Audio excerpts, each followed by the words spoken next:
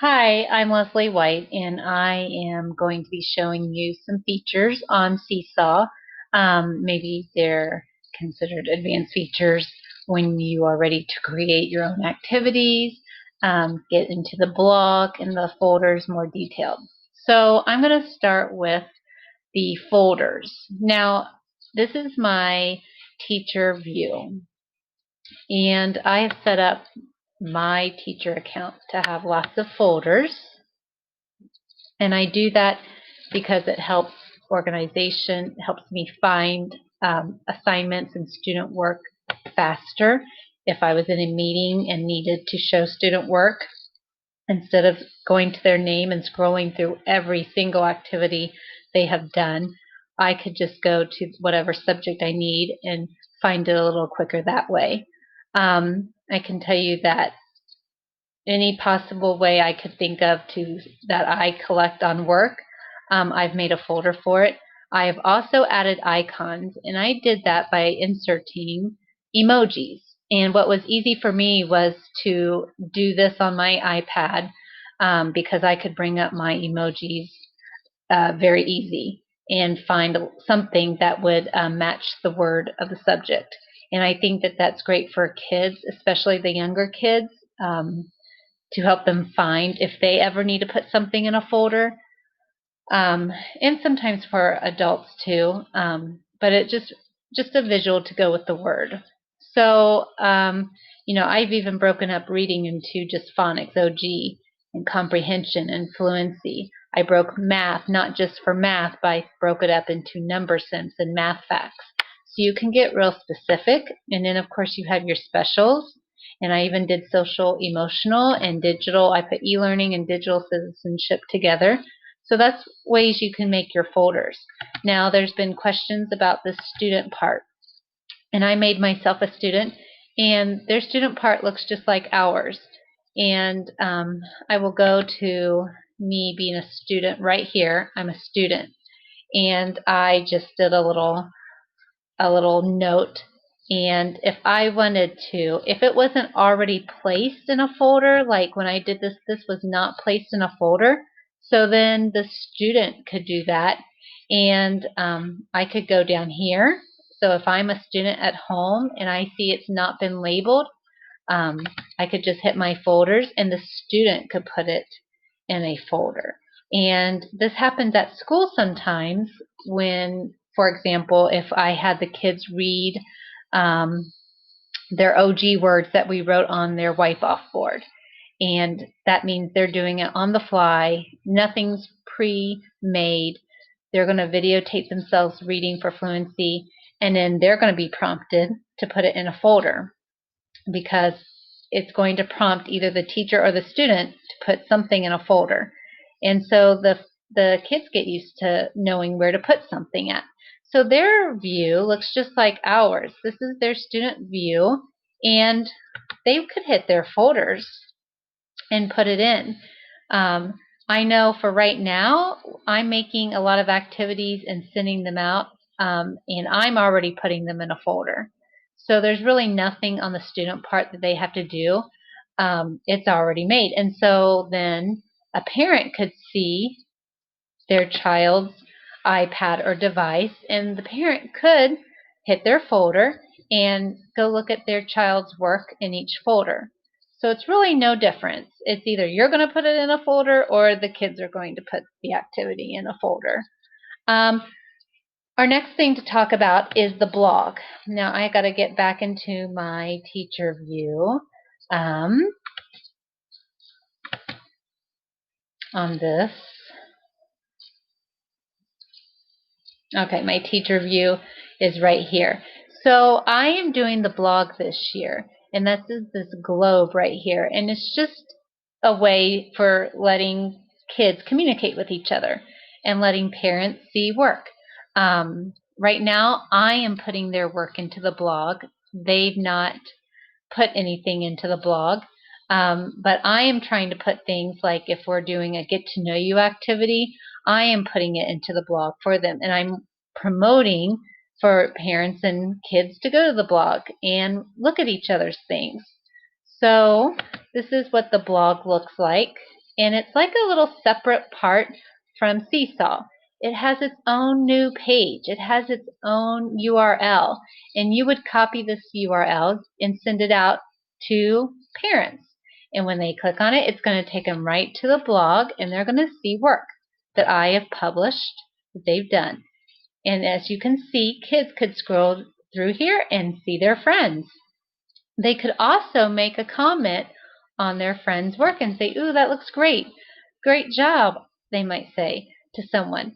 And you want to promote digital citizenship of only positive comments, and same to parents also. And you do have to approve everything. If a student wants to post something or a comment, you have to approve it. So like I said, right now I am the only one that's been posting things, and right now I'm trying to do things that is going to let the kids see their friends and meet each other. So to do the blog, you go to the wrench and you scroll down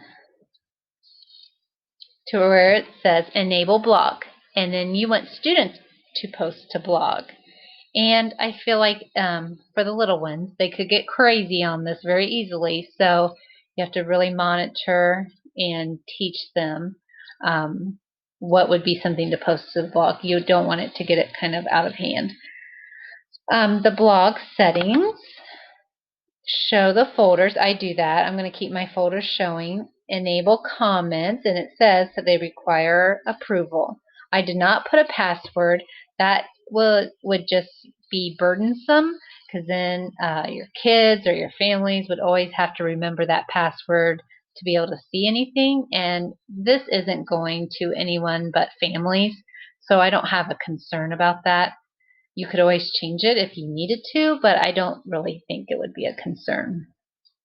All right, and then in order to design your heading, you go back to blog appearance, and you come up with a blog name. I made my name the same as my Seesaw class. I think that's easy for parents and kids.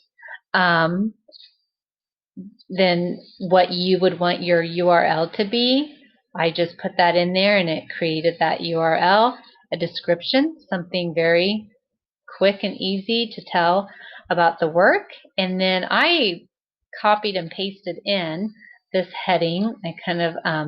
I just designed it myself, and put the icons there and brought in this icon. So and I think I even had to YouTube it to figure out how to bring this header image in, to get it into the right size.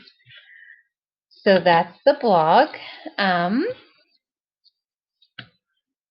I think that was it. Yes. You could even connect to other classrooms. So you can invite other classrooms to be part of your classroom's blog, and you can see each other's work. I think that would be really good in the upper grades. Normally, the upper grades switch classes and teachers a lot, and that would be great. Maybe not so much in the lower grades. Lower grades, you're just trying to get used to the blog and get parents used to the blog. So this is the blog, and like I said, I'm trying to encourage my families to do this with their kids, walk through it, and I will walk through it with them when we get back in person. All right, so our next thing we're going to do is creating some activities. And I'm going to show you some examples that I did and then actually walk you through the step of how to do it. I'm going to go ahead and open my YouTube because I'll be pulling things in from there. And I think I will open my slides. I will be pulling things in from there. I like to have all my tabs open that I know I'm using so I can go back and forth easily. So if we are, and I'm going to close out that part. So we're here and I want to make an activity.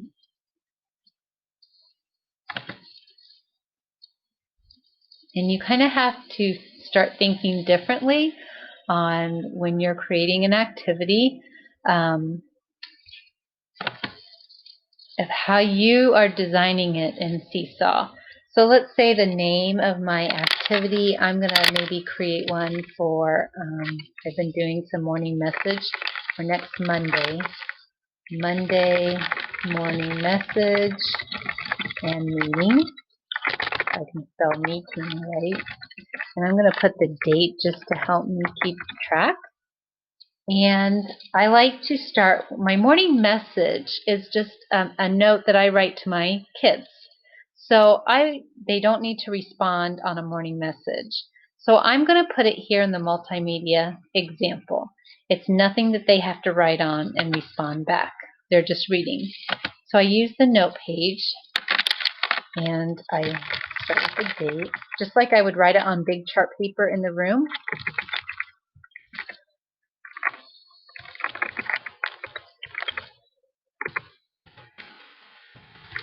Dear boys and girls. I try to start the same way every time so they get used to reading it. Good morning. Today is Monday. It is day 9 of first grade. How was your weekend? What did you do?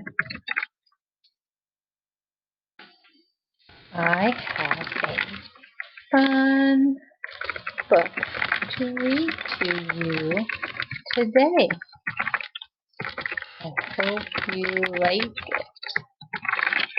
Have fun learning on Seesaw today. Love, Miss White. And then I always read this also. No, this might be hard, so I'm going to hide this. There we go. I'm going to record myself reading this. Monday, August 24th, 2020. Dear boys and girls, good morning. Today is Monday. It is day 9 of first grade. How was your weekend? What did you do? I have a fun book to read to you today. I hope you like it. Have fun learning on Seesaw today. Love, Miss White.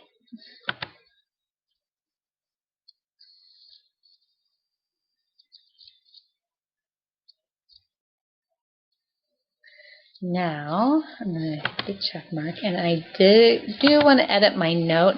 I kind of always end it on a certain way. Have a marvelous Monday. There we go. And now I'm going to have to re-record myself, so I'm going to trash that. And I'm going to read it again. Monday, August 24th, 2020. Dear boys and girls, good morning. Today is Monday. It is day 9 of first grade. How was your weekend? What did you do? I have a fun book to read to you today. I hope you like it. Have fun learning on Seesaw today. Have a marvelous Monday. Love, Miss White.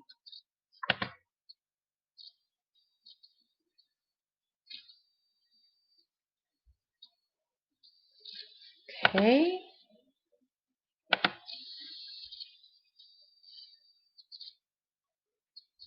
Now, that's part of my morning meeting, morning message. Now comes the part where they're going to do some work. And since they're going to be working, I'm using the template form. And drawing is like your teacher creation page where you're putting your lesson together. And so the first thing I'm going to show you, you could do this 2 different ways. I'm going to show it on 2 separate pages, and then I'll show you how to make it on one. So I'm going to read a book to them. My Friend is Sad by Mo Willems. And then they're going to draw a picture about it. So I want them to listen to the story first. So if I wanted to do it this way, I've already recorded it. So I need to go to YouTube.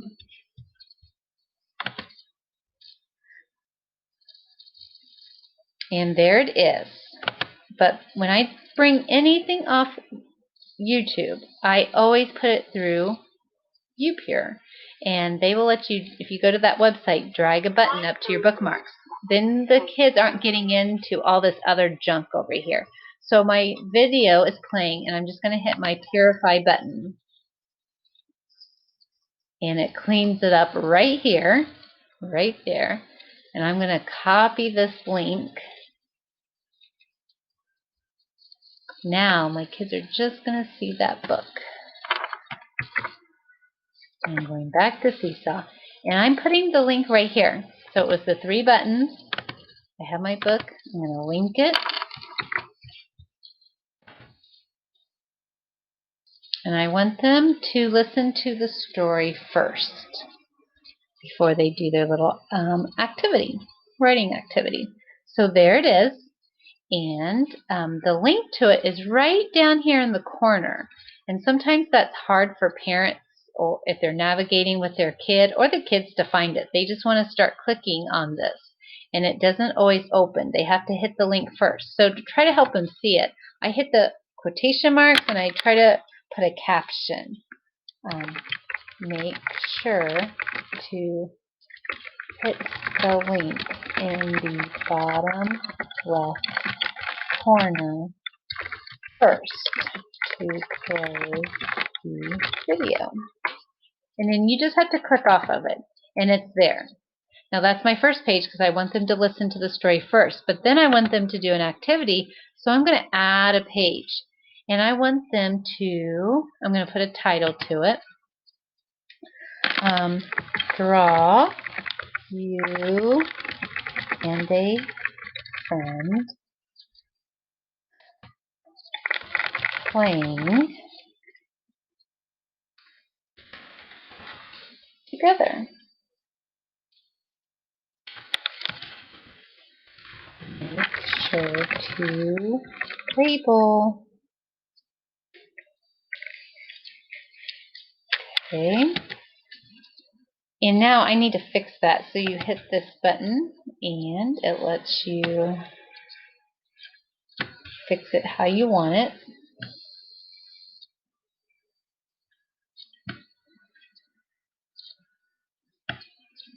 And it's like they're heading. Draw you and a friend playing together. Make sure to label. How do you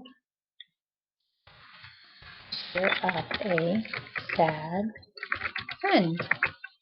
So they have lots of things they can draw about them and a friend playing together. How do you cheer up a sad friend? So I want this to stay. I don't want the kids to mess with it. So I'm going to hit this again. And these 3 buttons right here lets me lock it in. So now that can't be moved, and the kids are going to draw their picture right here. So I could keep it 2 ways, 2 separate pages like this. Or I could make the video be on the same page. So first of all, if I'm going to do that, I'm going to switch the order. I just held down my button and moved my cursor with it to flip-flop those pages. And I'm going to go back. I'm going to delete this page. Delete 2 pages. I don't want to delete 2 pages. Let's see. Aha. I just clicked on the 3 buttons right there in the corner of the page that I want to delete. I could make a copy of it or delete. I'm just going to delete that page. If I would have hit the trash can, it would have taken away both. So I'm going to delete that page. Now, I just got this page, but I need to put my book in. So I'm going to hit that link again. Let's see if it's still holding my link. I think it is. There's my story now. It's highlighted, so I can resize this so it doesn't have to take up the whole page. I'm going to move it down a little bit. And since there's my link right there, they still have to hit that. So now I'm going to kind of, since I'm having it on the same page, I'm going to kind of rearrange my directions a little bit because I want them to listen to the story first. So, oh, I have to, before I have to unlock it. I almost forgot. Unlock it so I can fix it. And I'm going to now change this. Listen to story. My friend is sad. Then draw a picture of you cheering up a sad friend. What could you do to cheer them up? There. I want them to show me how they're going to cheer up a friend. Let's see if I can stretch this out any longer. Now I can resize this. See, I'm going to pull it from the corner. I need to get that a little smaller so they have room. Okay, and I might even, it's just figuring out how you like it to look. Put this here, move this up here, make it a little bit bigger so they see it. And I think there it is. All right, so they're going to see the link. They have their title. They're going to draw right here, and I put two things in one page. So it's how you like it. You can make them separate and let them go to the next page, or keep it right here. Now I'm going to hit my check. Oh, and I know I didn't lock this. I'm going to lock this in. I'm going to hit my check mark. And let's double check. Okay, so they're going to listen to the morning message. They have their template where they're going to do their work. I need to put some directions.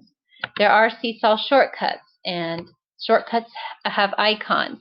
And if you ever see a pre-made Seesaw activity someone's made, and sometimes they put in pictures to help kids read it better and to get used to learning the icons, you follow the shortcuts. So I'll see if I can do some. So I'm going to say number 1, listen. I want them to listen and use their eyes to read my morning message.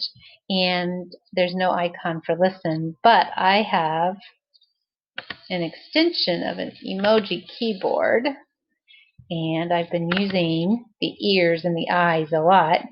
So listen and use your eyes. And then I'm going to click off, and then I'm going to go back to put the word and.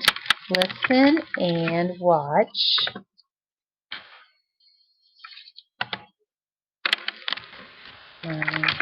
morning message. Number 2, hit the add. When you use a shortcut, you have to put it between a colon, and you'll see what happens to it. It'll be the button that they hit.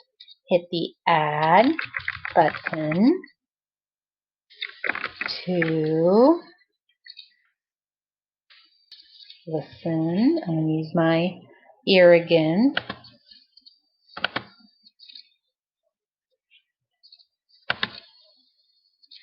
To listen and watch. Listen and watch the story. My friend is sad. And there's a shortcut that means draw. And it's drawing. Draw a picture of you cheering up a sad friend. What would you do? Then, when you're done, hit the green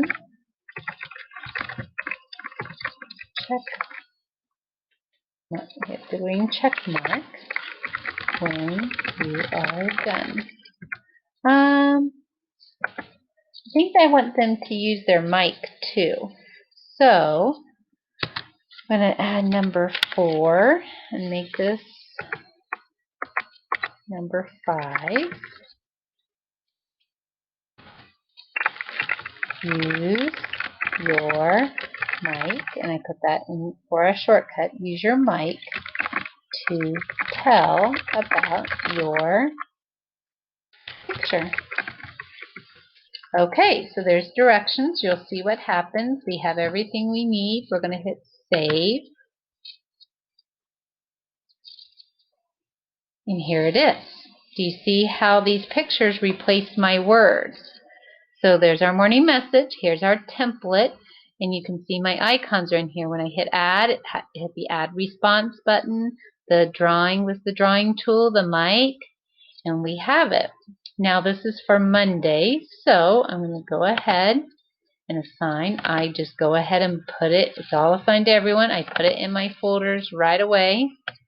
I have a folder for morning message, morning meeting. I'm going to schedule it out for Monday. It's one of our activities. I always schedule mine at real crazy early times. And we're going to assign there. So that's one thing you can do on your activities. Now, I'm going to show you some past activities.